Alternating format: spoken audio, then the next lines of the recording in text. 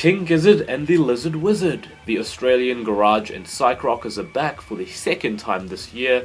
Very prolific, always putting out new material. A fair amount of you will probably know that Nonagon Infinity was one of my favourite albums of last year. It was actually number 2 on my top 50, so hey, that's pretty good. And Flying Microtonal Banana, which was the album they released this year, was an album that I personally wasn't as keen on, but I still thought it had its musical merits. I just thought it wasn't as thorough and as consistently compelling an experiment in microtonal tuning as I perhaps hoped, and it did fall victim to its fair share of flat and lethargic moments. They quickly contrast this, however, with their most exciting and chaotic and just blood and energy pumping release yet, Murder of the Universe. This is an album about the end of the world, but in true Gizz style they make it fun, they make it over the top and sometimes completely stupid, but that's the fun of it. The album is a 3-part epic, but each of the tracks contained within each of the 3 discs, they're just kind of short musical bursts, so the album may as well just be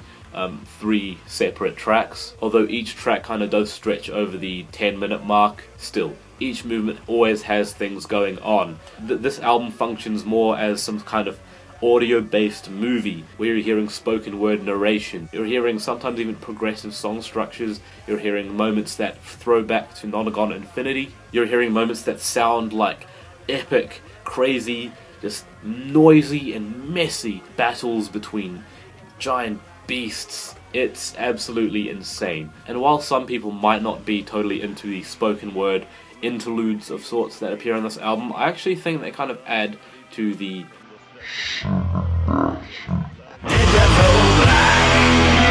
last who feels the pain from the wound, the last rebirth from the flesh of the womb. Wretched life in this altered place, there must be more I can embrace. And Gizzard are still operating with insane time signatures, a lot of noise.